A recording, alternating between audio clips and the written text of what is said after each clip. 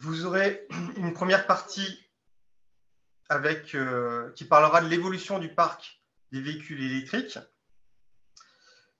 Ensuite, on verra le contexte réglementaire qui régit un petit peu toute la mobilité. Les acteurs de la mobilité seront aussi abordés. Une partie suivante concernera le type de borne, les différents types de bornes et leurs usages que l'on peut faire. Et enfin, on terminera par l'accompagnement que le SDEC Énergie est en mesure de pouvoir vous apporter. Pour parler de ce domaine, donc, nous avons avec nous Émilie Desgris, qui est chargée de mission à Normandie Mobilité Électrique. Bonjour Émilie. Bonjour à vous. Et moi-même, Philippe Landrin, donc responsable du service mobilité durable au sein du SDEC Énergie. Nous allons commencer par l'évolution du parc de véhicules électriques. Je te passe la main, Émilie. Merci, Monsieur Landrin. Donc, nous allons commencer la mobilité électrique et tout particulièrement avec les véhicules électriques rechargeables, hybrides rechargeables. Alors, il faut savoir qu'au niveau de la première slide, on vous présente un objectif de 2022. Alors, pourquoi? Au niveau de l'État français, les véhicules de particuliers représentent 52% de la circulation sur le territoire.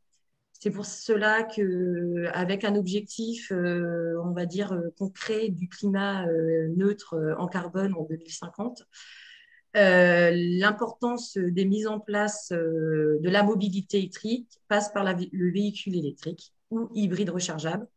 Donc, objectif en détail, 600 000 véhicules électriques et 400 000 véhicules hybrides rechargeables pour fin 2022. Il faut savoir que cette augmentation, elle se fait réellement depuis 2019.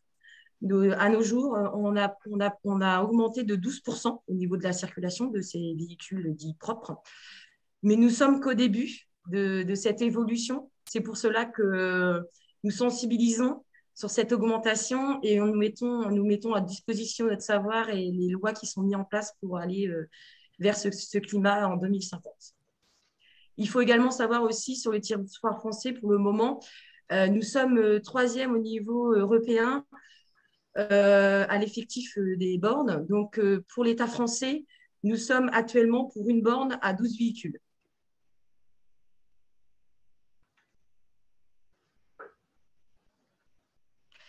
Tout au long de ce webinaire, nous allons vous proposer un sondage. Question. D'après vous, combien de véhicules électriques ou hybrides rechargeables circulent dans le Calvados au 1er janvier 2022? Donc, je veux vous laisser répondre avec un choix multiple.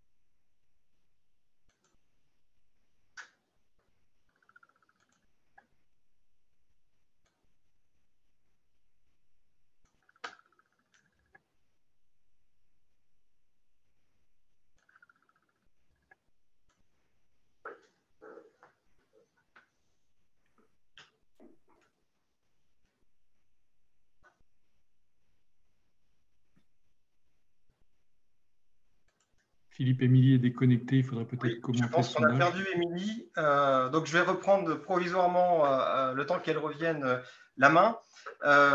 Donc en fait, on voit que le résultat du sondage est plutôt partagé. 4200 personnes, 4200 véhicules, pardon, pour 47% et 8200 pour 34%. Un petit peu pour 16% pour 16 000 véhicules. Alors, vous avez à peu près vu juste, c'est 8200 véhicules qui sont présents dans le Calvados. Tu arrives juste, Émilie, pour reprendre sur la présentation de la slide du Calvados. Excusez-moi les aléas du direct. Donc, alors, j'ai pas vu vos réponses. Alors, par contre, moi, je tenais à 34% vous pour préciser. 8002. D'accord, donc c'est pas mal. Alors, effectivement, donc nous avons 1200 véhicules électriques et hybrides rechargeables au 1er 2022. Comme je vous expliquais tout à l'heure, nous sommes en grande évolution. Il faut savoir que sur le territoire du Calvados, nous comptons environ entre 70 000 et 110 000 140 000 pardon, véhicules en circulation globale. Donc, nous avons une grosse évolution qui va arriver et beaucoup de moyens à mettre à disposition. Actuellement, sur le Calvados, avec le maillage effectué, nous avons 8 véhicules pour une borne. Donc, nous sommes en dessous de la moyenne nationale. Continuons à être des champions et à faire une belle évolution de cette mobilité électrique. Donc, ensuite, en termes d'objectifs, selon la PPE, donc nous avons aussi un objectif de. Alors, je vais parler exclusivement des véhicules électriques parce que je trouve que ça parle beaucoup. En 2028, nous souhaitons obtenir 3 millions de véhicules électriques. Donc, ça veut dire 3 fois plus qu'à la fin de l'année. Donc, effectivement, comme je le disais tout à l'heure, nous allons avoir une grosse évolution. Donc, il va falloir mettre beaucoup de moyens de recharge adéquates aux usagers de ces véhicules. Donc, tout le monde va falloir participer à cette évolution, donc c'est-à-dire les collectivités, les établissements publics, mais aussi nous, les acteurs privés, pour pouvoir avoir une utilisation de ces véhicules facile et, et en adéquation avec notre territoire. Donc, au niveau des constructeurs, il faut savoir que la filière automobile a également passé une convention avec la Commission européenne afin de justement avoir une belle offre selon la demande actuelle et celle qui va arriver. Nous avons une nette augmentation de modèles proposés qui nous permet aussi d'avoir une offre en adéquation au niveau des véhicules, mais aussi de leurs autonomies, car en départ de 250 km d'autonomie, nous arrivons actuellement en moyenne à 400 d'autonomie au niveau des véhicules. Donc tout ça, c'est le processus qui est mis en place par ces conventions pour avoir une adéquation pareille avec nos utilisations et notre mode de fonctionnement au niveau du territoire français.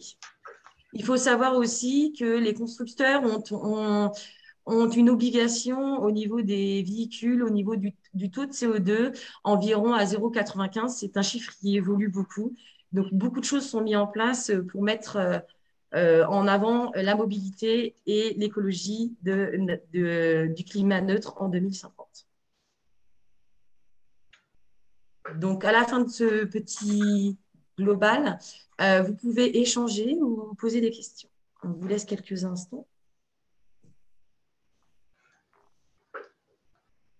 Alban Raffray, qui est également avec nous aujourd'hui, peut éventuellement nous dire si des questions bien précises ont été posées sur cette partie. Oui, bonjour Philippe. Alors, on a une seule question. Hein, donc, on nous demande de préciser certains termes hein, dans l'exposé, notamment ce que signifie la PPE. Alors, c'est la programmation pluriannuelle de l'énergie. Oui, est-ce qu'il faut que je… Non, en fait, je vais reprendre donc, la PPE, qui est la programmation pluriannuelle de l'énergie. En fait, c'est comment on pourrait dire ça, une stratégie de développement de l'énergie en France. Et donc, c'est des éléments qui permettent d'arriver à des échéances et à des objectifs qui sont transmis. Donc, on voit, comme le disait Émilie, que dans ces objectifs, selon le plan pluriannuel de l'énergie, on veut amener un nombre de véhicules à 3 millions en 2028. C'est ce qu'expliquait Émilie.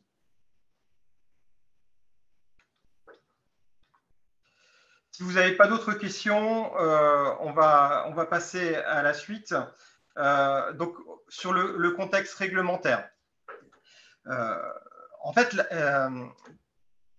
premier petit questionnement, est-ce que vous avez à quel niveau jugez-vous votre connaissance sur la réglementation liée à la mobilité électrique?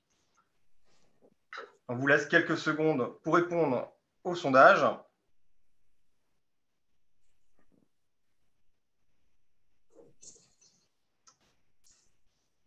Donc, vous avez un choix unique. Donc, soit vous n'en avez pas entendu parler, vous vous y intéressez, mais sans plus, vous le maîtrisez, ou vous avez un niveau d'expertise sur ce domaine.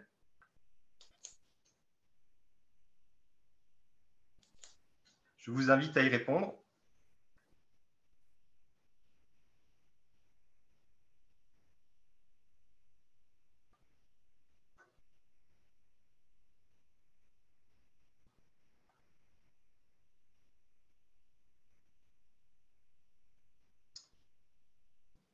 Nous allons avoir la réponse. Donc, on voit que quasiment, ça se partage quasiment en deux zones. Hein. Je m'y intéresse pour 62%. Donc là, clairement, c'est sans doute la raison pour laquelle vous êtes aujourd'hui avec nous. Et 28%, donc un tiers, un peu plus qu'un tiers, un peu moins qu'un tiers, pardon, j'en ai entendu parler. Et par contre, vous souhaitez aussi avoir des compléments et savoir un peu plus sur ce qu'il en est. Clairement, donc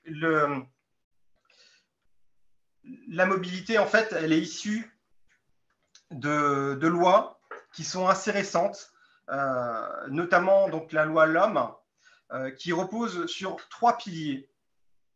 Cette loi LOM, elle a pour vocation à investir, dans un premier temps, dans les transports au quotidien et de façon plus efficace. Donc, il y a 13,4 milliards d'euros de l'investissement de l'État qui sont pointés sur les transports publics sur 5 ans, sur 2019-2023. Des réorientations claires aussi sur les transports en faveur du quotidien. Donc ça, c'est quelque chose d'important.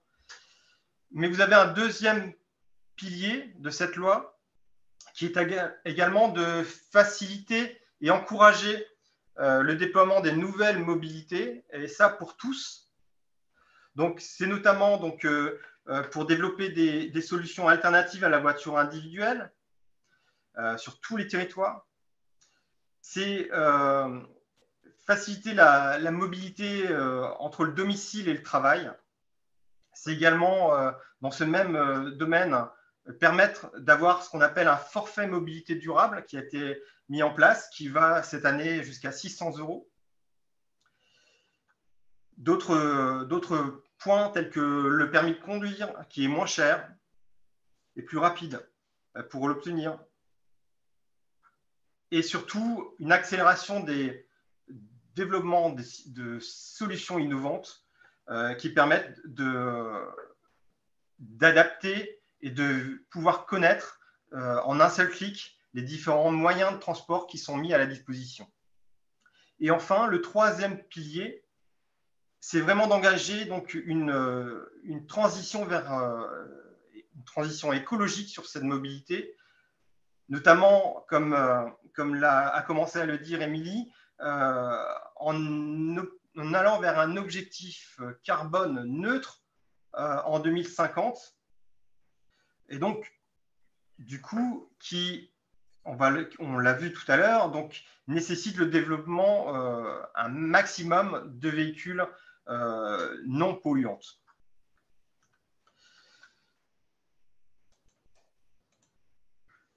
Ces principaux objectifs donc, sont liés vraiment à la politique de la loi mobilité. On le voit, réussir une transition écologique et énergétique sur les systèmes de transport, en travaillant sur de nouveaux modèles de train, par exemple, mais aussi donner à chacun le choix de sa mobilité, avec des offres plus efficaces, plus diversifiées, plus connectées et partagées sur l'ensemble du territoire. Et dernier point politique, on va dire, lié à cette loi mobilité, c'est bien d'accorder l'ensemble des politiques des territoires pour arriver à un aménagement commun et bien fixer toutes les priorités en matière de cet aménagement. De là, on arrive à des dispositions qui favorisent le développement de la mobilité électrique. On va les aborder plus en détail par la suite, mais il est nécessaire de clarifier, il a été nécessaire de clarifier le statut juridique des différents acteurs, notamment par des textes qui permettent d'obtenir des aides complémentaires, notamment pour le branchement lors de pause de bornes de recharge, mais également des impératifs, des obligations qui ont été fixées dans le cadre de points de charge en fonction des différents types de bâtiments que vous pouvez avoir, qu'ils soient neufs, réhabilités, qu'ils soient tertiaires ou qu'ils soient résidentiels.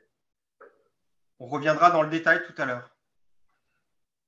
Et enfin, donc, vers la fin des véhicules thermiques en 2035, le premier chiffre était 2040, qui reviennent un peu plus, parce que je vous rappelle qu'en 2050, nous devons être arrivés à la neutralité carbone dans les transports. Et donc, du coup, il est nécessaire que les véhicules thermiques, qui sont censés être plus pollueurs, soient quasiment disparus à cette date-là. Dans la clarification des statuts des collectivités et des acteurs surtout, il y a ce point important sur l'autorité organisatrice de la mobilité. Donc la loi LOM a permis de créer donc, ces autorités qui sont au niveau des communautés de communes. Elles devaient prendre la compétence avant juillet 2021. Elle devait être ratifiée. Si ce n'était pas le cas, obligatoirement à partir du 1er juillet, c'est la région, en tant que chef de file, qui a cette compétence à sa charge. L'action des AOM est sur les mobilités actives partagées. On peut penser au covoiturage, au transport solidaire, au développement des voies douces pour permettre le développement du vélo. L'AOM a donc un rôle d'animation locale dans la politique de mobilité. Elle y associe tous les acteurs du territoire et contribue à la lutte contre le changement climatique. Elles ont l'élaboration d'une planification de la mobilité à faire pour les autorités organisatrices de plus de 100 000 habitants. Et elles doivent permettre de centraliser l'ouverture des données liées à l'offre de mobilité. Mais vous avez également donc, un deuxième volet à cette mobilité. Les AOM sont là pour les organiser, mais vous avez aussi la compétence pour les installations de recharge pour véhicules électriques. Donc, ce qu'il faut savoir sur cette compétence, en fait, c'est que cela concerne donc, les infrastructures qui permettent de recharger les véhicules électriques et hybrides rechargeables. Donc, cette compétence, initialement à charge des communes, donc, elle est transférée à un EPCI compétent, tel qu'un syndicat d'énergie, conformément à un article de loi qui est l'article 2224-37. Cette compétence comprend l'investissement et le fonctionnement. Dans le fonctionnement, on entend la maintenance, on entend l'exploitation, la gestion du patrimoine, les consommations d'électricité, la supervision et l'interopérabilité. La commercialisation des services également. Tout ça pour arriver à faire fonctionner un réseau qui, on le verra plus tard, est géré par d'autres acteurs.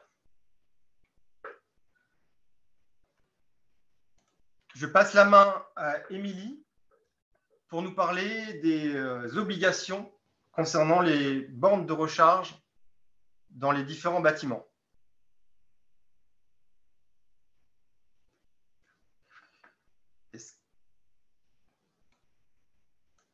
Émilie?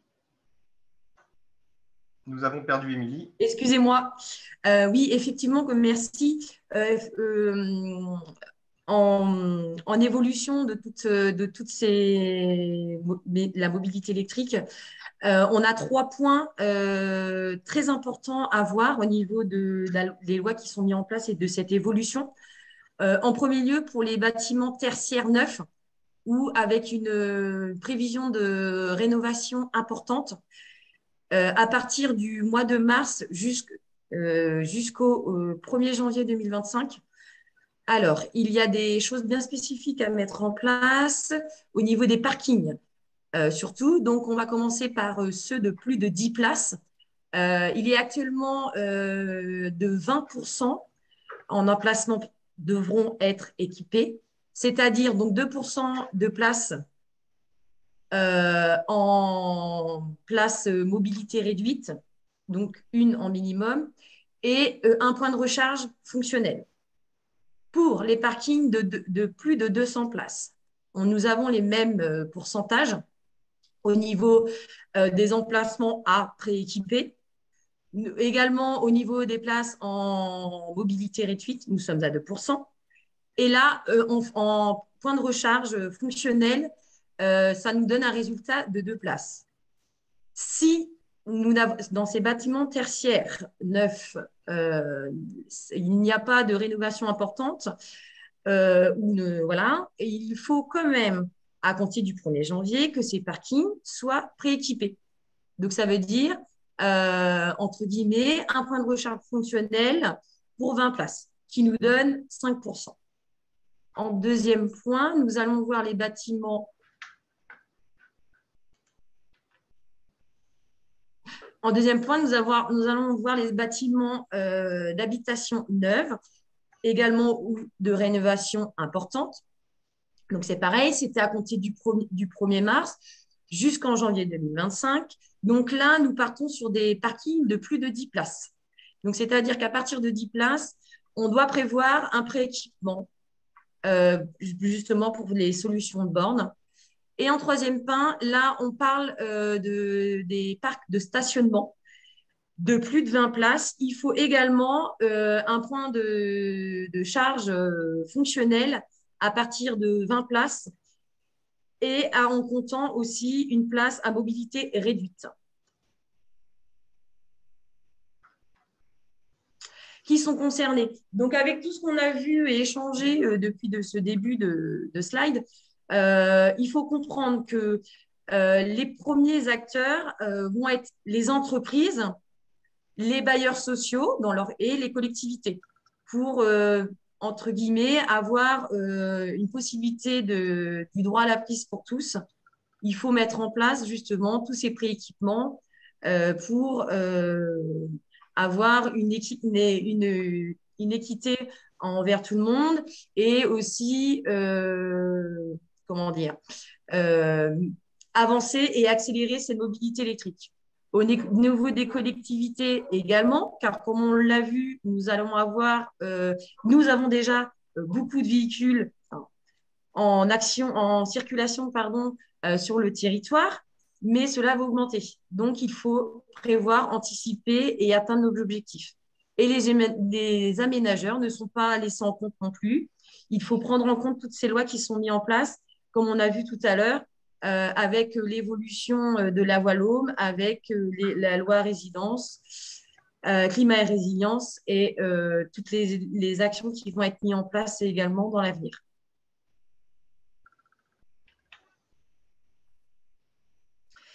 Alors, au niveau aussi, donc on parlait de la mobilité électrique des particuliers en tout début quand je vous parlais de l'offre pour les particuliers. Nous avons aussi, il y a un objectif aussi au niveau des véhicules d'entreprise ou publics. Alors, on appelle ça le verdissement d'une flotte. Alors, c'est pareil, c'est toujours dans le même objectif, accélérer la mobilité électrique. Alors, les chiffres ont déjà commencé. Donc, comme vous pouvez le voir, le premier pourcentage commence en fin 2024. Donc, nous allons commencer à 30% et finir à 70% en 2030 pour les flottes publiques, avec plus de 20 véhicules sont concernés. Pour les entreprises, nous avons les mêmes critères, sauf au niveau du pourcentage de 2024 qui est légèrement en dessous avec 20%. Et c'est pareil, l'objectif, arriver en 2030 à 70% de la flotte.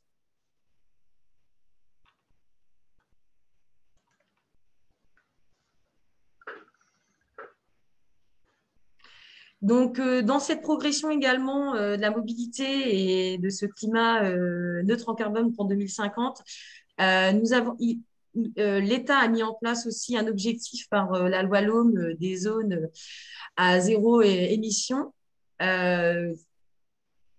qui est concerné les agglomérations de plus de 150 000 habitants. Alors, il faut savoir qu'actuellement, sur le territoire français, on recense 11 agglomérations avec ces zones faible émission. À venir, il va y en avoir 33. La dernière en date, qui est dans notre belle Normandie, était au 1er mars Rouen. Nous avons aussi également la ville de Caen qui est en marche pour avoir cette zone à faible émission. Elle consiste à quoi? À diminuer la pollution en centre-ville et également le bruit. Car il faut savoir que les véhicules, surtout électriques, sont très silencieuses, très agréables à conduire. Et aussi pour les habitants de ces zones denses, permettent d'avoir moins de stress et moins de maladies dues à la pollution. Vous avez tout en bas l'échantillon des critères qui sera mis en place. Donc, ça part du vert pour les véhicules dits propres électriques. Et après, vous avez tout un échelon de critères selon la projection de CO2. Je vais laisser maintenant vous prendre les questions ou les échanges par... Oui, alors là, on n'avait pas de questions encore sur cette partie. Par contre, il y en a une qui était intéressante, qui a été postée, on va dire, en fin d'introduction, et qui concernait donc l'augmentation assez importante des véhicules électriques attendus. Et donc, un participant posait la question suivante. Pensez-vous que Enedis va suivre pour alimenter tous ces véhicules? Voilà. Donc je me permets éventuellement d'apporter un petit complément d'information sur cette thématique, puisque derrière, je dirais, la capacité d'Enedis, je pense que c'est la capacité du réseau surtout qui est visée. Est-ce qu'on sera en capacité de fournir toute cette consommation d'énergie? Donc, il faut savoir qu'en fait, on a un certain nombre d'études qui ont été réalisées, donc à la fois par le gestionnaire de transport, donc RTE, et aussi par le gestionnaire, on va dire, du réseau de distribution Enedis. Donc, on a des projections à 2035 à peu près, qui prennent comme hypothèse des augmentations du nombre de véhicules électriques qui vont jusqu'à 15 millions, je crois, pour RTE. Donc voilà, on sait qu'on a des projections assez importantes. Et quelles sont les conclusions? C'est qu'en fait, sur le volet consommation d'énergie, on va dire, on est à moins de 10% de la consommation d'énergie électrique française. Donc on n'a pas de souci, on va dire, pour fournir la quantité de kilowattheures qui va être appelée par les véhicules électriques. Ce qui pourrait poser plutôt un problème, c'est l'appel de puissance. Parce que là, on peut avoir effectivement un nombre important de véhicules électriques qui se rechargent au même moment. Donc tout l'enjeu dans les années à venir va se concentrer surtout sur ça, c'est-à-dire comment on va pouvoir réguler l'appel de puissance. Donc on a des on va dire, des actions de pilotage de charge qui peuvent se faire, comme on connaît aujourd'hui pour décaler, on va dire, des consommations pour les chauffe-eau électriques, par exemple.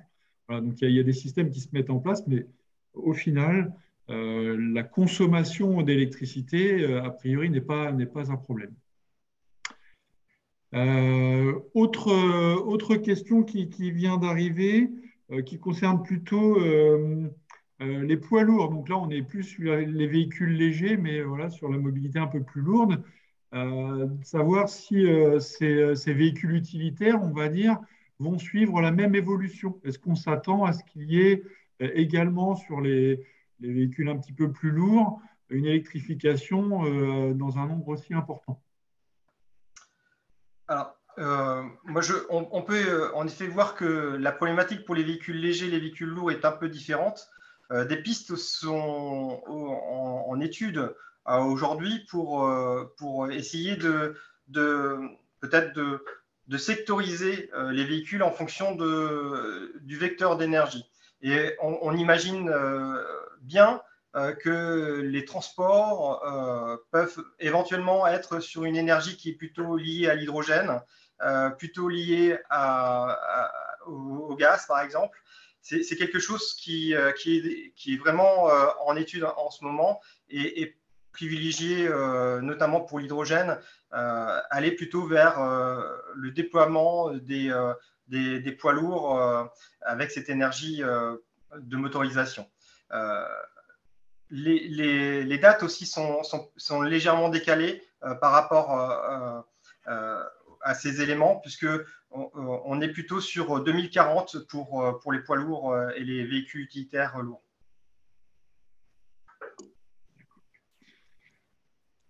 On a encore une question alors, qui est posée sur le fil de discussion. Je vous rappelle, il faut utiliser le petit onglet questions-réponses. Mais donc, je la pose. Donc, on nous demande en fait s'il y a une différence de bornes entre les parkings qui appartiennent à la collectivité, mais qui sont du domaine privé ou qui restent du domaine public. Voilà. Donc, alors, on verra éventuellement ce point-là quand on abordera les différents types de bornes. Mais qu'elle soit, dans un premier temps, qu'elle soit privée ou qu'elle soit publique, la borne en elle-même est la même. Elle délivre de l'énergie. Après, c'est la question de puissance qui peut changer. Mais on va l'aborder tout à l'heure, ce point-là. OK. Et dans la continuité, on nous demande également si c'est à la collectivité de payer l'énergie et l'entretien des bornes qui sont installées. Pareil, on va en parler. Ça ouvre le débat sur les acteurs, donc qui est la deuxième partie de ce webinaire. Donc, je vais vous expliquer un petit peu qui sont les acteurs de la mobilité. Alors, je n'ai pas pris tous les acteurs, parce qu'il y en aurait des milliers, des cents, mais on va s'intéresser à ceux qui sont au sein vraiment de cette mobilité, en dehors de l'AOM dont j'ai déjà parlé tout à l'heure. Et donc, vous avez donc tout d'abord les aménageurs de recharge. En fait, c'est eux qui font les structures, les réseaux de recharge. Ils ont en charge l'aménagement de ces infrastructures. Donc, elles peuvent être publiques ou privées. Ça répond un petit peu à la question de tout à l'heure. C'est-à-dire que vous pouvez avoir des bornes qui sont des aménageurs qui sont comme le SDEC Énergie, donc des entités publiques, mais également des privés, tels que des centres commerciaux qui mettent sur leur secteur, sur leur parking privé, donc des bornes de recharge qui ont leur logo. Ça va être le cas également de grandes structures comme Total, Shell ou autres qui mettent en place ou qui vont mettre en place dans leur station essence à aujourd'hui des bornes de recharge à leur nom. Ils ont, pour ne pas les citer, ils ont pris, comment dirais-je, des constructeurs qui fabriquent des bornes, ils les ont mis dans le logo Total et donc du coup ils ont tous les leviers des acteurs pour pouvoir amener un service. Donc ces entités se chargent de faire des études, des travaux d'implantation et de mise en service de ces installations. Elles sont donc propriétaires des infrastructures qui sont créées. Autre acteur de la mobilité, ce sont les opérateurs. Là, on est dans un système de professionnalisation de la vente et du suivi des utilisateurs des IRVE. Elles créent des offres, elles offrent la possibilité de se recharger sur des bornes qui leur appartiennent s'ils allient les aménageurs et les opérateurs, comme le fait le SDEC Énergie par exemple, mais celles aussi d'autres aménageurs. On peut imaginer des opérateurs de mobilité nationaux qui, par le biais de l'interopérabilité, permettent à leurs utilisateurs de cartes de pouvoir se recharger partout en France, voire même en Europe. Et vous avez enfin donc le troisième acteur qui permet de faire fonctionner tout cela, qui est le financeur.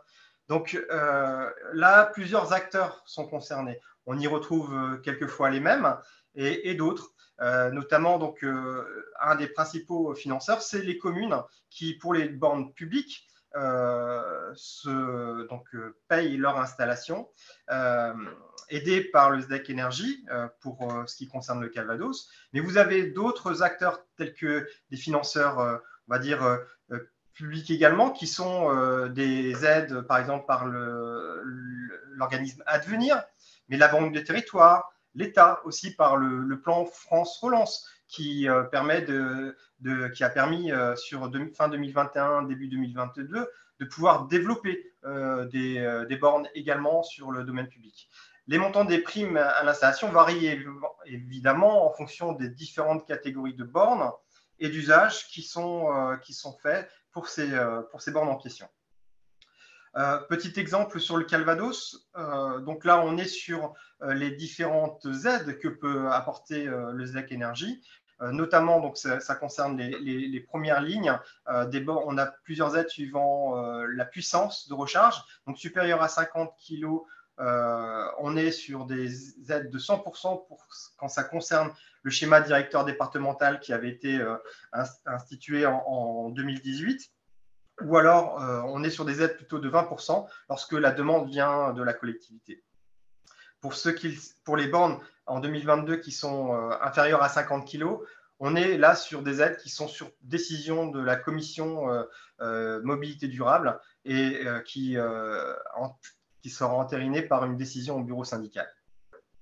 On a également une aide sur le fonctionnement des bornes de recharge, notamment donc, des bornes 22 kg qui sont à peu près à 1 000 € le forfait par an et par borne, et donc qui est aidé à 100% pour l'instant sur celles qui sont dans le cadre du schéma, celles qui ont été posées entre 2015 et 2017, en gros, hein, c'est ça la logique, avec le premier programme d'aide de l'ADEME qu'on avait pu obtenir.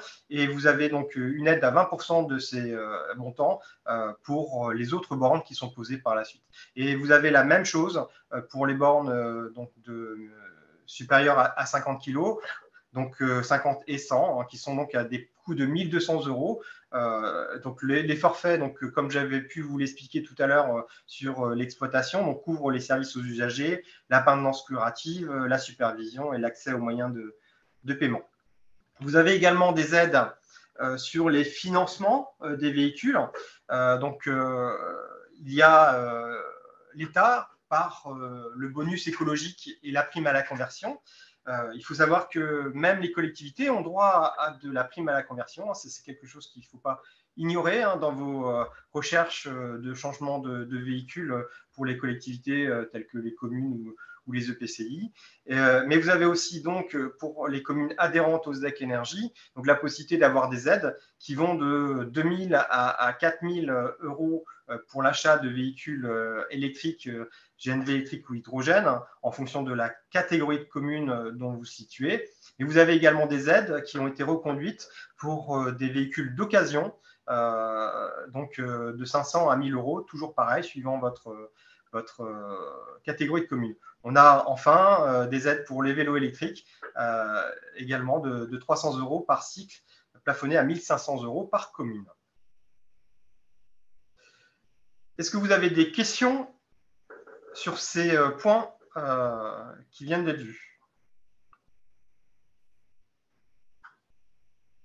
Alors, on avait une question, Philippe, qui concernait la tarification en fait, des bornes pour savoir si le prix était le même pour toutes les bornes sur le territoire. Ok, donc ça, on va en parler juste dans le point suivant où on fait l'état des différents types de bornes. Mais non, en effet, le prix est différent en fonction de la puissance de la borne, puisqu'il y a des électroniques embarquées, on va dire, dans la borne qui sont un peu différents et du coup nécessitent plus d'investissement. Alors, il y a en fonction du type de borne, mais il y avait aussi, je pense, la notion sur le territoire, c'est-à-dire est-ce que le tarif est le même, quelle que soit la Alors, borne utilisée. d'accord. En fait, sur l'ensemble du Calvados, donc nous avons des marchés publics qui nous permettent de déterminer une sorte, du moins, un nombre estimatif de bornes à poser dans le cadre des projets des communes. Et donc, ces marchés nous déterminent des prix, et ces prix sont applicables peu importe quel est le territoire de la commune. C'est valable cela pour la fourniture. C'est également valable pour la pose des bornes, puisqu'on travaille avec des entreprises locales qui ont eu des marchés d'effacement ou de renforcement de réseau sur le territoire. Et donc, ces prix sont, même si là, ils peuvent être variants suivant le type de territoire qu'on a, ils sont quand même assez proches.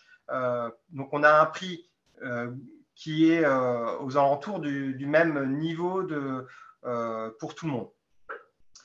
Je peux le donner tout de suite si vous le souhaitez. Il est de 10 000 euros pour une borne de type 22 kg et il peut monter jusqu'à 45 000 euros pour une borne rapide 100 kg. On a encore une petite question qui concerne en fait plutôt on va dire la taxation du kilowattheure pour alimenter les véhicules électriques, avec cette question qui fait le parallèle avec ce qu'on connaît aujourd'hui pour l'essence, où il y a quand même une partie de taxes assez importante. Et la question est de savoir si, avec l'augmentation du nombre de véhicules électriques qui est pressentie, est-ce qu'on ne va pas aller vers une taxation plus importante de l'électricité qui aura vocation à venir alimenter les véhicules électriques? C'est une question. Alors, je vais regarder dans ma boule de cristal. Je vais vous dire ça tout de suite. Non, sincèrement, je ne peux pas vous répondre sur ce sujet. Ce qu'on peut dire déjà présent, c'est qu'il y a quand même un certain niveau de taxe qui est déjà présent sur le tarif que l'on paye à notre fournisseur d'énergie. Est-ce que ces volumes vont augmenter? Je suis désolé, mais je n'ai pas la réponse à vous donner. Ça pourra aussi éventuellement poser des difficultés parce que si on peut le faire, entre guillemets, assez facilement sur les bornes publiques qui sont dédiées à cet usage de la mobilité, ce sera plus compliqué pour les recharges à domicile, qui peuvent se confondre avec, on va dire, les autres usages classiques que l'on a à la maison et pas uniquement la recharge de la voiture. Ce qui entraînerait d'office, du coup, l'augmentation de l'électricité pour tout le monde. On a des questions encore peut-être qui vont être évoquées après sur le schéma directeur. Voilà, donc ça sera nos derniers points. Ce que je vous propose, c'est éventuellement, donc, du coup, d'avancer un petit peu dans le webinaire et éventuellement, donc, du coup, comme on arrive sur les dernières parties, on aura l'occasion, je pense, là, d'avoir fait le tour de l'ensemble des points et on verra par rapport aux questions qui restent, aux interrogations qui vous restent. Donc, on arrive sur cette fameuse partie des types de bornes et des usages. Donc, d'abord, petite question de sondage. Pensez-vous que le nombre de bornes est suffisant dans le Calvados? Donc, vous avez possibilité de choix multiples sur cette question. Je vous laisse le temps de répondre.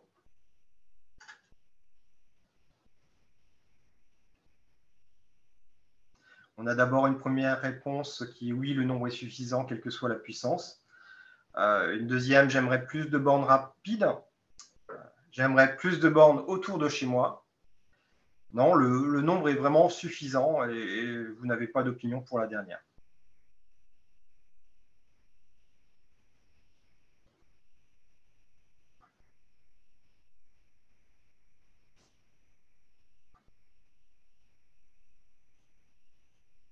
On attend que tout le monde réponde.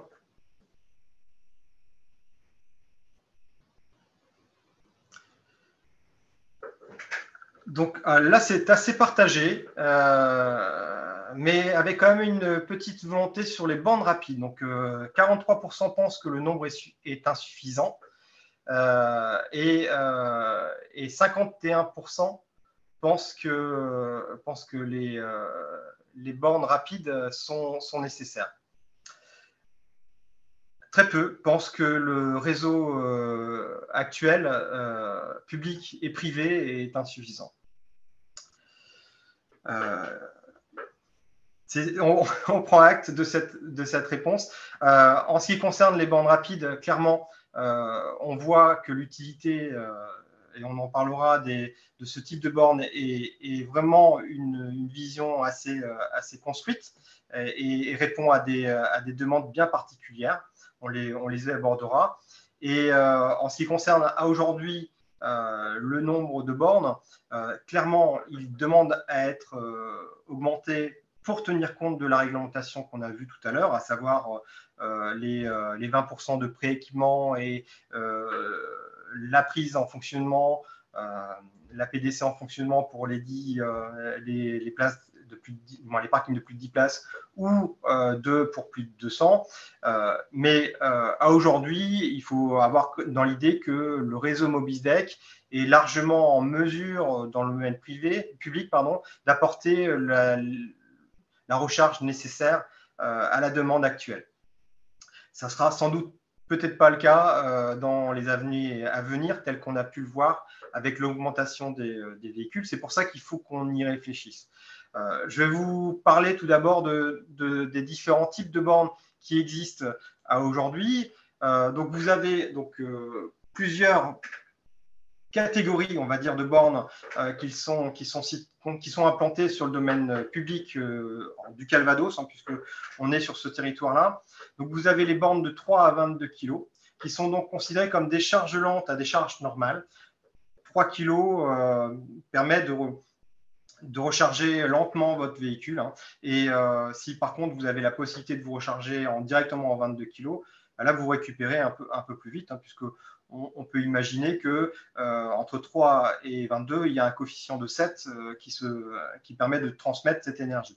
Vous avez également des bornes de 50 kg qui sont dites rapides, donc qui là sont intéressantes pour d'autres types de véhicules. On verra, parce qu'ils ont des prises un peu particulières que n'ont pas les bornes 22 kg. Et vous avez enfin des bornes rapides et ultra rapides, donc de 100 kg voire 250 kg. Alors, dans le Calvados, nous n'avons pas 250 kg, mais on a déjà quelques 100 kg sur le territoire. Et donc, ces bornes-là permettent de répondre à des besoins bien particuliers qui sont plutôt liés donc, au cheminement, au transport, au déplacement des véhicules. Il existe du coup différentes prises qui sont associées à ces bornes. Donc, sur votre partie gauche, on est plutôt sur des prises qui sont liées aux bornes 3 ou 22 kg. Donc, on est sur de 3 à 22 kg, parce qu'il existe aussi des 7 et des 11 kg qui peuvent exister, pas sur notre territoire en tant que tel, mais c'est quelque chose qui, dans l'avenir, peut être intéressant d'imaginer. Donc, vous avez donc d'abord la T3, qui est une prise qui, à aujourd'hui, ne se fait plus, qui n'est plus on va dire réglementée dans la loi. Elle a été remplacée par la T2 qui a pris la mainmise sur le type de prise, ce qui va nous obliger à modifier nos bornes à aujourd'hui qui sont T3, T2 pour permettre de donner, avec le nombre de bornes actuelles, le double quasiment de points de recharge qui permettront d'alimenter donc les véhicules en prise T2. Et vous avez aussi la possibilité de vous recharger avec une prise dite EF, qui est plutôt une prise domestique que l'on peut retrouver identique à celle que vous utilisez pour les utilisateurs de véhicules électriques chez vous lorsque vous branchez la nuit. Donc, on est comme à une prise, on va dire, d'halogène, et ça vous permet, suivant la prise que vous avez installée chez vous, ou sur la prise qui est installée en domaine public, de récupérer jusqu'à 3 kg. Ensuite, sur votre droite, vous avez donc des prises qui sont plutôt pour des bornes rapides, donc, ou ultra rapides, donc de 50 à 100 kg, voire 150. On est sur un modèle CHAdeMO à votre gauche de ces deux prises-là. qui est le modèle plutôt asiatique de rechargement. Dans l'Europe, cette prise va être amenée à être abandonnée. Elle n'a pas été non plus reprise dans les derniers décrets qui stipulaient l'obligation d'avoir ce genre de prise sur les bornes. Elle est remplacée grosso modo uniquement par la deuxième prise qui s'appelle la Combo CCS2, qui du coup recharge quasiment en continu tous les véhicules qui sont aujourd'hui sur le marché, du moment que l'option rechargement en continu a été prise sur ce véhicule. Donc, le fait d'avoir ce type de prise qui distribue donc du courant continu et la dimension des câbles qui permet de transmettre plus de puissance en même temps. Donc, du coup, ça permet d'avoir des rechargements dits plus rapides. Mais avant ça, est-ce qu'on peut faire un petit sondage pour savoir où, d'après vous, charge-t-on le plus souvent son véhicule électrique?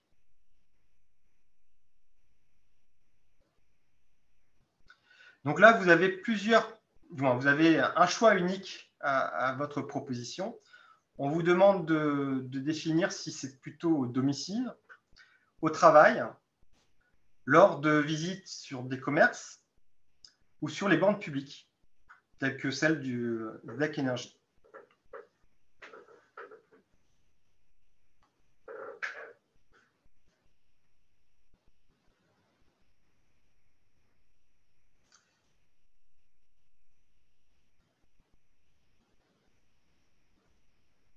Nous attendons la réponse.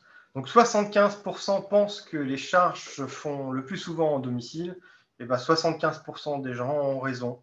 C'est bien sur cette partie-là de rechargement qui est fait. On estime que 92%, alors ça varie, hein, c'est 85, 90, 92, mais on estime que 92% aujourd'hui des charges se font sur le lieu de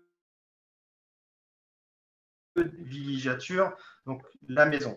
Mais ça reste encore à développer puisque on l'a vu tout à l'heure, il y a des obligations qui sont mises donc à toute entreprise supérieure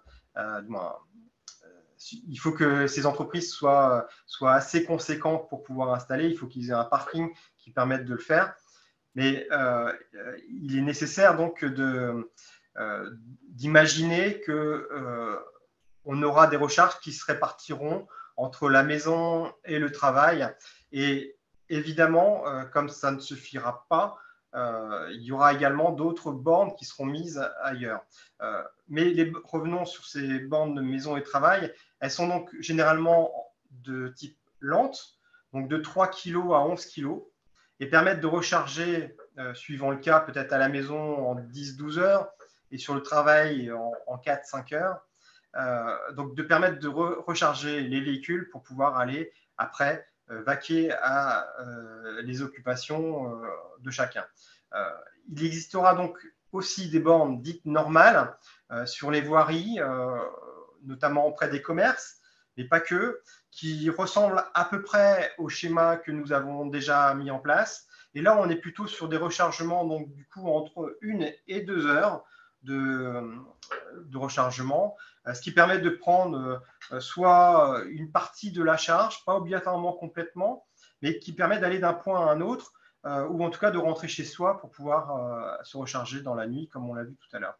Et puis après, vous avez des bornes qui seront à mettre dans les grands axes, dans des carrefours sensibles de connexion entre différentes régions, entre différents secteurs géographiques d'un même territoire. Là, on est plutôt sur des bornes donc rapides à 50, 100 kg, voire 150. Bien que les 150 et plus seront sans doute plutôt réservés sur les autoroutes qui seront donc gérées par éventuellement les secteurs privés qui sont déjà au niveau des stations de rechargement d'essence thermique. Et là, on est sur des notions de rechargement qui vont de 20 minutes à 1 heure. Alors, pourquoi est-ce que je n'ai pas d'heure bien précise à vous donner? Ce n'est pas à 5 heures et pas à 5h05, parce qu'en fait, tout dépend de la voiture que vous avez. Et cette voiture, elle a une batterie qui a une capacité différente de celle de la voiture du copain d'à côté. Ça dépend aussi de la charge qui reste dans la batterie lorsque l'utilisateur se branche. Et évidemment aussi la capacité du véhicule à recevoir la puissance que l'on souhaite transmettre. Je prends l'exemple par exemple de nos bornes de 22 kg qui sont situées majoritairement donc, sur ce département du Calvados. Quelques voitures allant se brancher sur ces bornes de 22 kg n'auront pas les 22 kg parce que leur voiture, leur constructeur a bridé la recharge de leur voiture à 7 ou à 11 kg. Donc, si vous avez deux véhicules qui vont se recharger en même temps sur des bornes identiques, une Zoé qui, elle, n'est pas bridée prendra 22 kg, une BMW qui, elle, est bridée prendra 7 ou 11 suivant l'option qu'elle aura choisie lors de l'achat de son véhicule. Donc, vous avez tout plein de caractéristiques qui permettent donc de recharger ou d'avoir un niveau de recharge et un temps de recharge par rapport aux différentes bornes de recharge qui existent.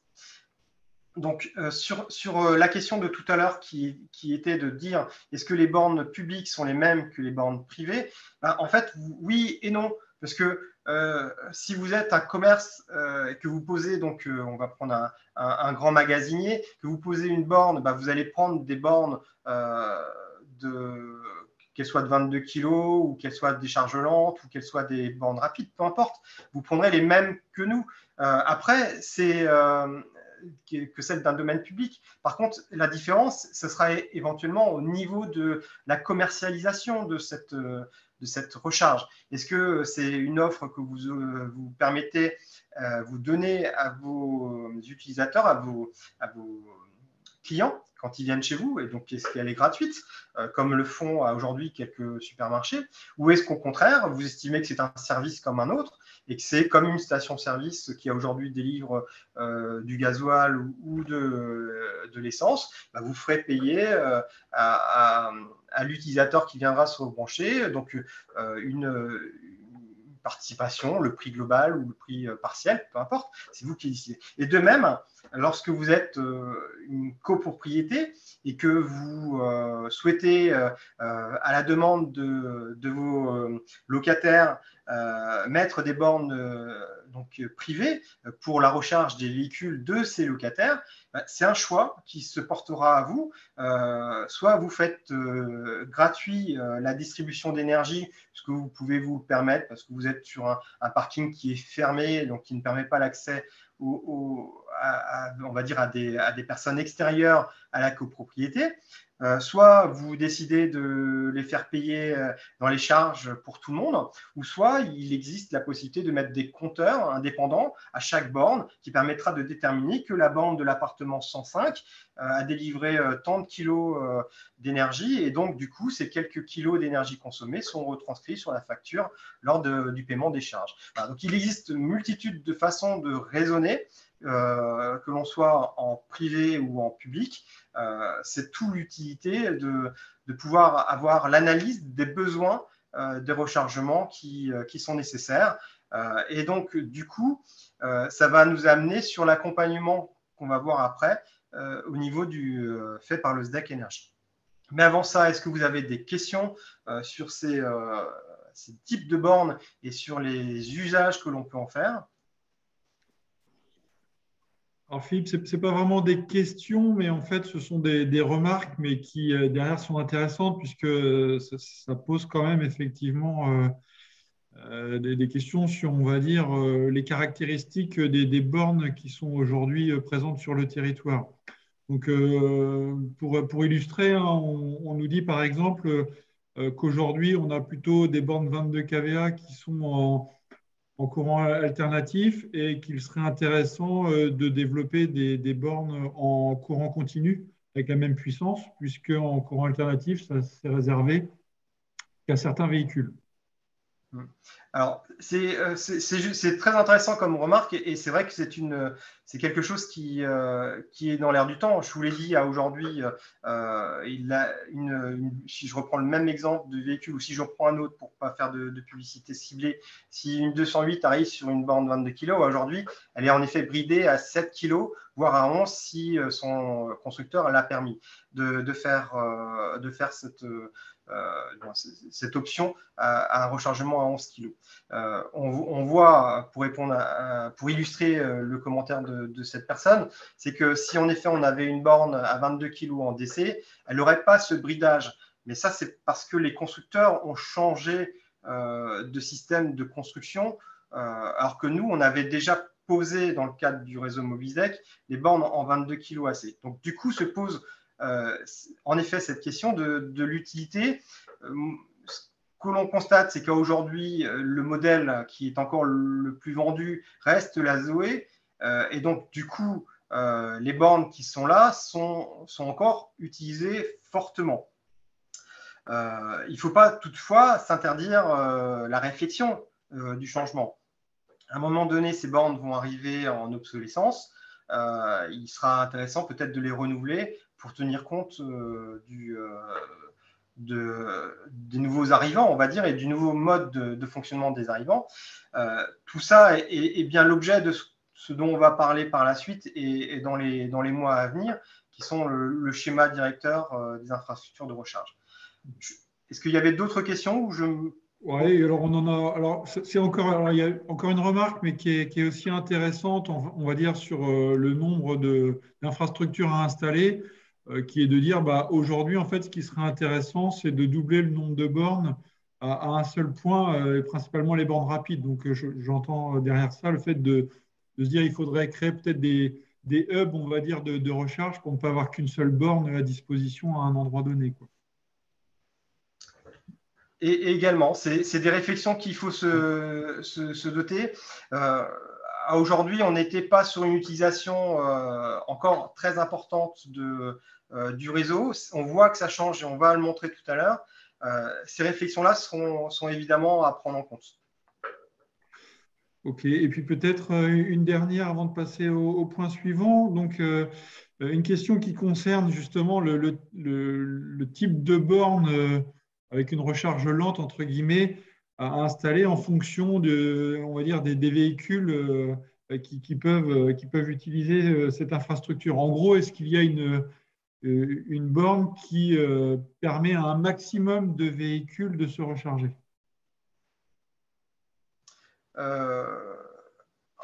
En fait, c'est pas trop le problématique de la borne, c'est plutôt la problématique des constructeurs. Aujourd'hui, comme je vous l'ai dit, on est en train de. Le législateur a indiqué quels étaient les différents types de prises qui sont nécessaires pour pouvoir faire fonctionner. On a des obligations, lorsque l'on pose une borne, de permettre des recharges en T2 maintenant. C'est obligatoire. C'est-à-dire qu'avant, on avait T2, T3, maintenant, il n'y a plus que la T2. Ça, c'est pour les bornes en AC. Et pour les bornes en DC, on a l'obligation d'avoir un minimum de prises en combo CCS. Donc, du coup, c'est pareil. C'est-à-dire que les constructeurs doivent aussi s'adapter et permettre à leurs véhicules de recevoir ces prises-là. Et ce qui est le cas pour l'instant, c'est les changements les véhicules ont bien ces prises-là. Et il n'y aura pas de problème pour pouvoir recharger sur n'importe quel type de borne. Après, se pose la question d'une borne, on va dire, comme tu le disais, peut-être tout modèle ou multi-modèle.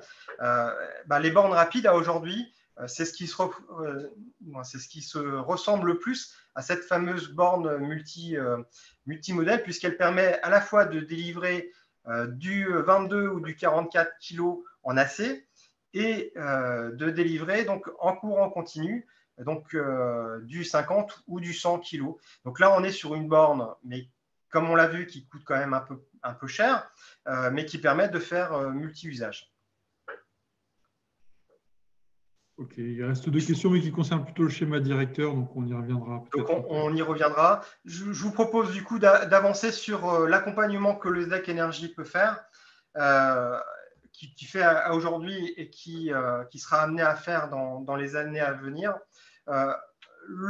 Déjà, d'une part, pour ceux éventuellement qui ne nous connaisseraient pas, donc le SDEC Énergie donc, est un acteur incontournable dans la mobilité du Calvados depuis de nombreuses années, hein, puisqu'on est parti, comme je vous le disais, dès 2014 à une réflexion d'un appel à projet, à manifestation de la part de l'ADEME, qui a permis un développement du réseau Mobisdec qui couvre la totalité du territoire.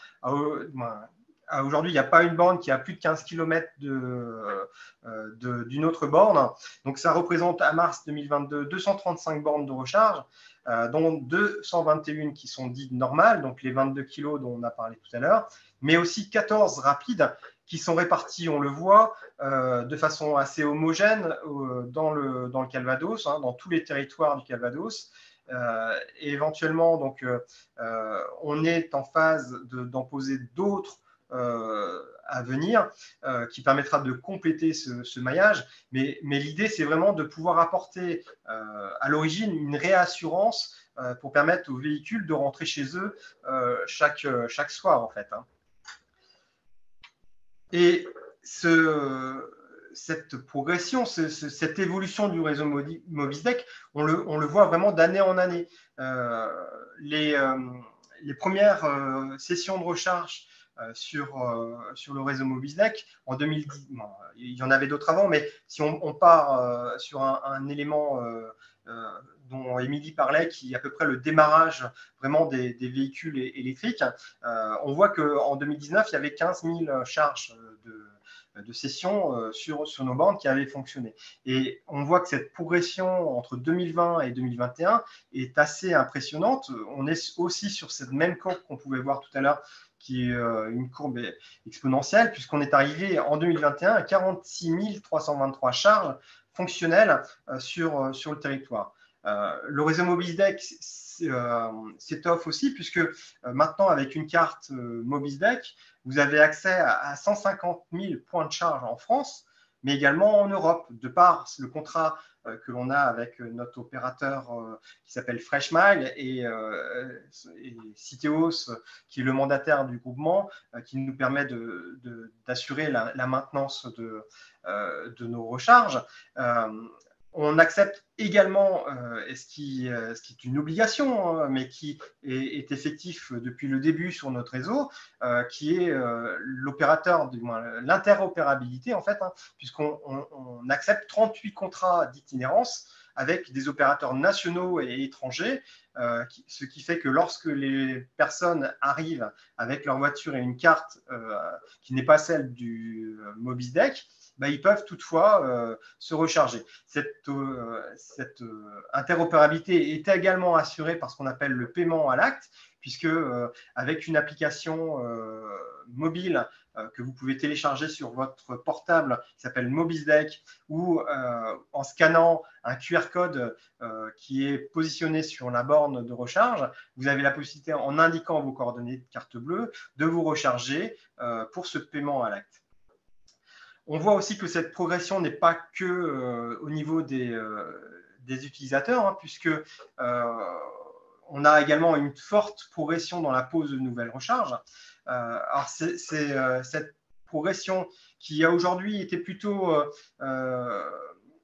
permettre d'accompagner les collectivités qui souhaitaient avoir des bornes sur leur territoire parce qu'elles n'en avaient pas ou parce qu'elles souhaitaient d'autres bornes supplémentaires.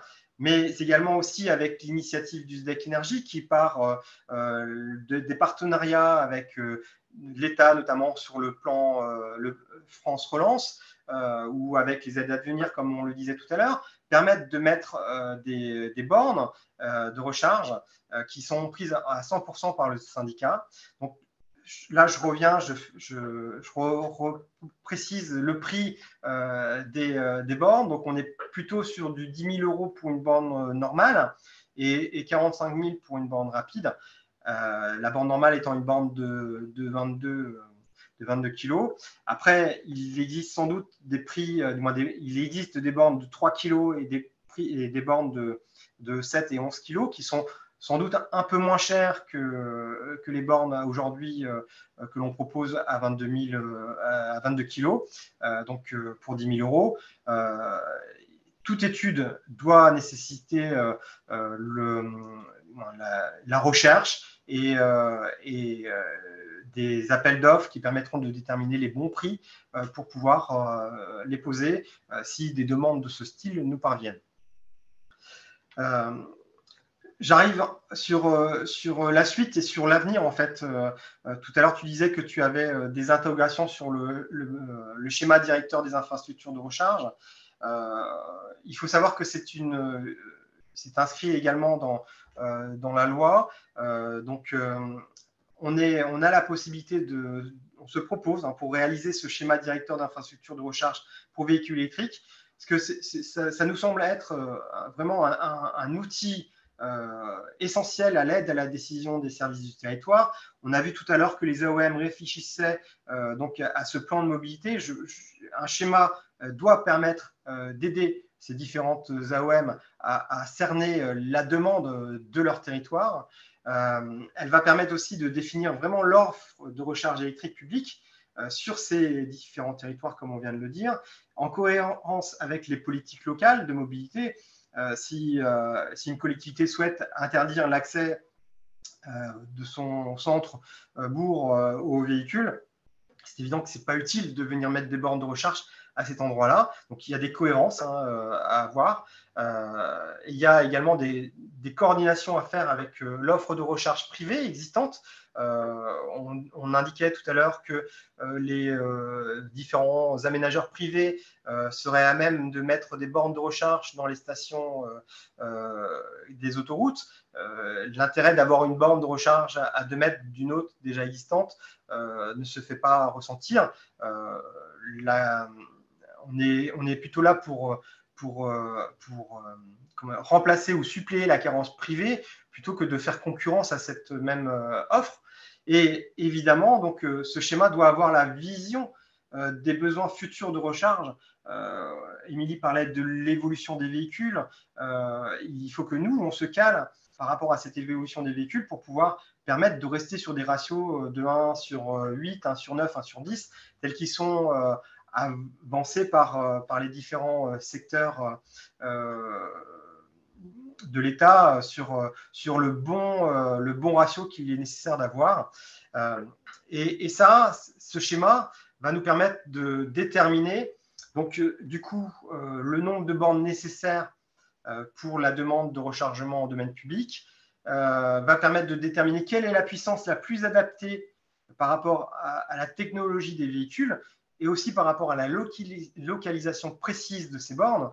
On l'a vu, il est plus intéressant de mettre des bornes rapides au niveau de nœuds de circulation plutôt que de les mettre éventuellement en plein centre-ville, où là, ça ne répond peut-être pas à la demande qui est faite des usagers. Et alors, contrairement à l'éventualité de pose de bornes de 3 kg dans des endroits où les habitants d'immeubles collectifs n'ont pas de parking à eux pour pouvoir se recharger et doivent obligatoirement se recharger la nuit ou en journée sur des bornes publiques. Donc, et évidemment, le dernier point, c'est de définir quelle est la temporalité de ce déploiement, puisqu'on ne peut pas se permettre de déployer les bornes qui sont nécessaires pour 2035 dès maintenant, dès en 2023. La capacité de financement de chacun ne permettrait pas de le faire. Donc, il faut déterminer ce déploiement.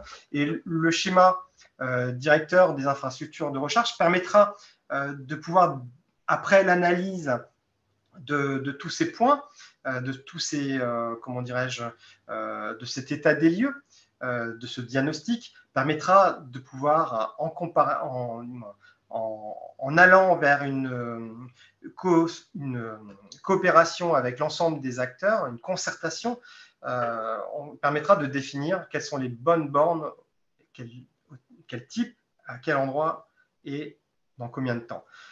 Pour ça, nous avons donc une réunion de lancement sur la concertation qui va avoir lieu donc, mardi 17 mai à 14 h à la salle polyvalente de Biéville-Beuville.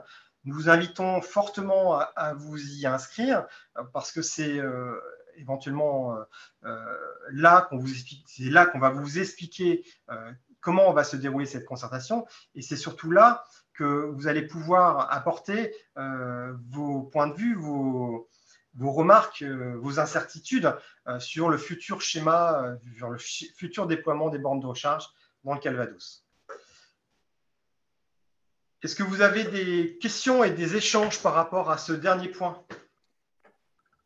Oui, Philippe, alors je pense que tu y as répondu en partie, mais effectivement, il y avait une question qui était de savoir comment justement je peux faire pour savoir si ma commune fait partie du schéma directeur départemental. Donc, la réponse, elle est assez claire, hein. C'est surtout, limite, participer à cette concertation pour apporter aussi vos observations, vos besoins et voilà, faire que votre collectivité soit identifiée si, sur la base des travaux que nous, on a réalisés, elle ne l'est pas encore, quoi, hein. Ouais, on peut faire même une petite précision pour dire que aujourd'hui, le schéma tel qu'il est prévu par la loi ne doit concerner que les communes qui se sont inscrites dans une volonté de participer à ce schéma. Donc ça veut dire que si vous restez dans votre coin sans dire que vous voulez y participer, clairement, il y aura, nous, on ne pourra pas tenir compte de votre commune. Vous avez, alors pour ce qui concerne toutes les communes du Calvados, vous avez reçu donc des courriers qui vous indiquent suivant si vous avez déjà transféré votre compétence au SDEC Énergie ou si vous ne l'avez pas transféré, qui vous indique la procédure à suivre pour participer à cette fameuse réunion du 17. Donc, on vous invite, comme l'a dit Alban, et comme je vous l'ai dit, à venir nous rejoindre ce 17 à Biéville-Beuville pour en savoir vraiment plus sur comment ça va fonctionner.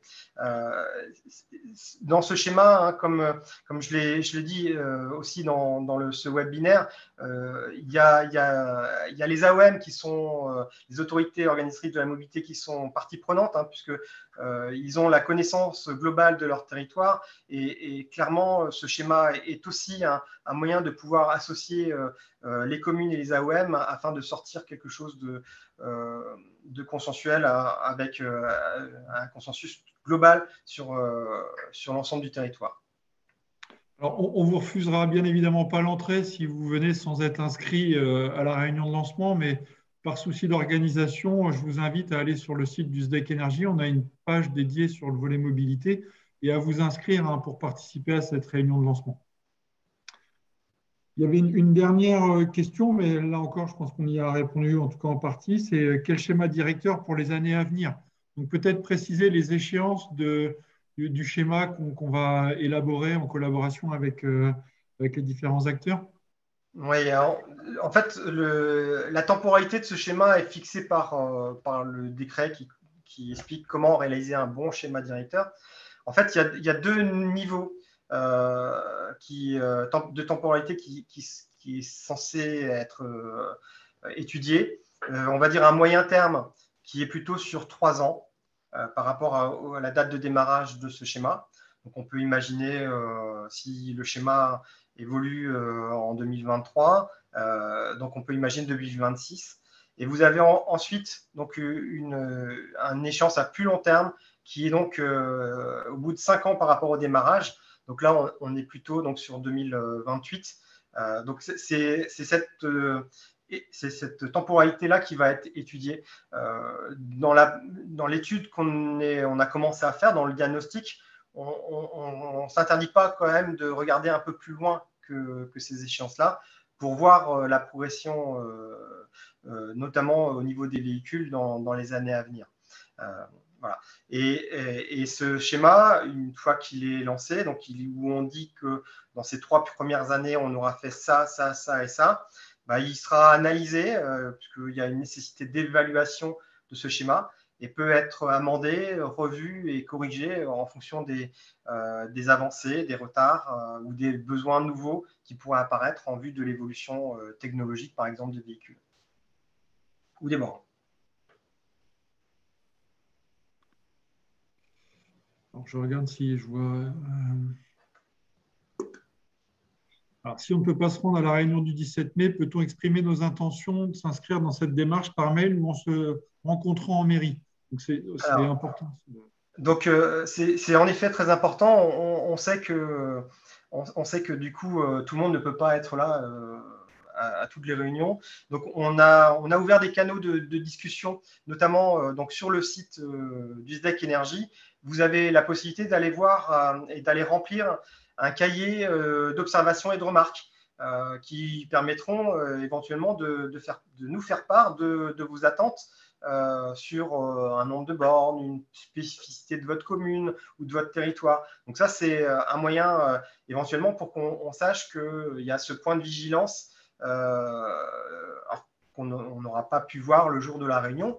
Vous avez également la possibilité, vous aurez la possibilité de revoir et de voir en distanciel cette réunion du 17 qui permettra d'avoir donc également les informations nécessaires au bon fonctionnement de la suite. Peut-être préciser aussi que si on rate, on va dire, cette réunion de lancement, il ne sera jamais trop tard pour s'inscrire dans la démarche et de participer en fait aux ateliers de concertation qui seront organisés sur les territoires à l'échelle des EPCI. Voilà, là, on s'intéressera à des territoires beaucoup plus fins et en ayant des discussions de nouveau avec toutes les parties intéressées. Donc, ce sera l'occasion aussi pour les collectivités, tous les autres acteurs, de venir s'exprimer lors de ces ateliers qui seront organisés assez rapidement après la réunion de lancement. Ouais, on est bien sûr, il ne faut pas prendre cette date du 17 mai comme étant une date butoir à la participation. C'est juste la première date de rencontre pour qu'on vous explique comment est-ce qu'on va procéder. Donc, elle n'est pas, coup près. Je veux dire, si vous n'y êtes pas ou si vous ne pouvez pas ou si vous ne l'avez pas su avant, ce n'est pas pour ça que vous serez exclu de la démarche. L'importance, à ce que nous, au niveau du SDAC Énergie, on voit, c'est vraiment qu'on puisse toucher tous les territoires de notre département pour être certain d'avoir quelque chose de cohérent dans cette démarche. Donc, même si aujourd'hui vous jugez pas utile parce que vous êtes un petit bourg de 50 habitants et que vous ne voyez pas l'utilité de parler de véhicules électriques pour l'instant, là on s'inscrit dans l'avenir. Le fait de pouvoir faire le schéma, ça permet d'avoir des aides que vous n'aurez pas si vous n'êtes pas inscrit dans le schéma. Donc, le principal, c'est d'avoir un maximum de parties prenantes. Alors, du coup, je ne sais pas si on a répondu à la question à quelle date ce schéma directeur, mais peut-être voilà. Alors, on voit en fait que dans le dernier virage de notre route qui nous amènera au schéma directeur, on est sur un schéma qui sera finalisé, on va dire, en janvier-février 2023. La réglementation donc, impose une transmission de ce schéma au préfet pour validation. Donc, ça veut dire qu'il sera opérationnel qu'à partir de 2023, on va dire par là. Et à partir de là, on part sur les échéances dont je vous ai parlé de 3 ans et 5 ans. Alors, vous aurez toutes les infos. Ouais, on est plutôt sur de 2023 en début d'année. Et vous aurez évidemment toutes ces informations-là, alors, soit par les différents courriers qui vous ont été envoyés, qui vous sont envoyés, et évidemment au niveau de la réunion du 17, où on vous expliquera clairement la démarche et les étapes, notamment les fameux ateliers dont parlait Alban et les entretiens également qui auront lieu courant juillet et juin de cette année.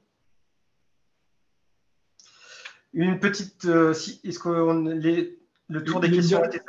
Il y a une dernière question, mais je pense qui est aussi intéressante et utile pour les personnes qui vont se poser la question de savoir s'il y a assez de bornes à proximité de leur territoire. Est-ce qu'il existe une carte avec la géolocalisation de l'ensemble des bornes de recharge électrique?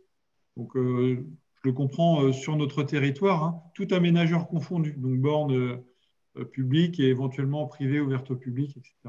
Alors, il faut savoir que chaque opérateur de recharge ou aménageur a l'obligation de déclarer les bornes qu'il pose sur un site qui s'appelle data.gouv.fr.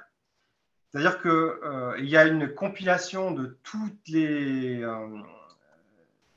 informations de tous les opérateurs et de tous les aménageurs qui permet éventuellement de pouvoir savoir à chaque mois près, puisqu'ils en ont fait un agglomérat et une synthèse, on va dire, il y a possibilité de récupérer ces informations-là.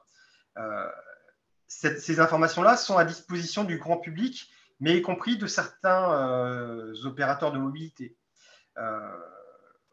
Du coup, lorsque vous allez sur Internet, chez certains aménageurs, vous avez la possibilité de voir les différentes bornes qui sont à disposition, y compris les bornes publiques Mobizdeck, mais également d'autres bornes privées. Nous, dans le cadre du site Mobizdeck, donc si vous tapez mobizdeck.fr, vous avez une cartographie de l'ensemble des bornes de recharge situées sur le Calvados. Et puisqu'on bénéficie, on va dire, de notre prestataire Freshmile, on a du coup vision sur toutes les bornes qui sont situées sur notre territoire. En cliquant sur cette borne, vous voyez si elle appartient à Mobizdeck ou si elle est un opérateur privé. Donc, à la réponse à la question que tu me poses, Alban, oui, en effet, on peut se voir, y compris sur notre site mobizdeck.fr, où se situent toutes les bornes. Et si vous voulez avoir non pas une vision cartographique, mais une vision plutôt Excel, on va dire, ou en tout cas linéaire des différents points de charge, vous avez possibilité également de le trouver sur des sites gouvernementaux qui font le recensement de l'ensemble des bornes de recharge situées sur chaque territoire. Voilà, donc on a épuisé le fil de discussion et des questions posées. Ok. Je vous propose éventuellement de répondre à un petit dernier sondage. Le webinaire a-t-il répondu à vos attentes? Donc, vous avez plusieurs réponses possibles. Oui, partiellement ou non. Vous avez le droit de répondre aux trois suivant votre ressenti. De toute façon, il faut savoir que nous restons disponibles à toute discussion par la suite. Dès que le sondage sera terminé, je vous indiquerai le mail auquel vous pouvez éventuellement appeler ou plutôt écrire, et le numéro de téléphone qui permettra de pouvoir discuter si vous avez besoin de renseignements complémentaires ou de précisions sur des éléments que j'ai eu le plaisir avec Émilie Desgrippes de vous faire passer aujourd'hui sur ce webinaire sur la mobilité. Donc, on voit que 79% ce webinaire a répondu à vos attentes et que 18% c'est partiellement, donc un petit peu de non. J'invite les personnes qui ont répondu non à reprendre contact avec moi pour que je puisse éventuellement répondre à vos questions qui étaient sans doute plus précises que celles dont on a parlé aujourd'hui. Donc, je vous montre donc le contact avec le numéro de téléphone où vous pouvez me joindre ainsi que mon adresse mail. Je vous remercie de tout cœur de votre présence et j'espère, et a priori c'est le cas, avoir été avec Émilie efficace sur les questions dans les réponses aux questions que vous posez. Et je vous souhaite une bonne journée. Bonne journée à tous également de ma part. Merci à vous. Bonne fin de journée. Merci, bonne journée. Au revoir.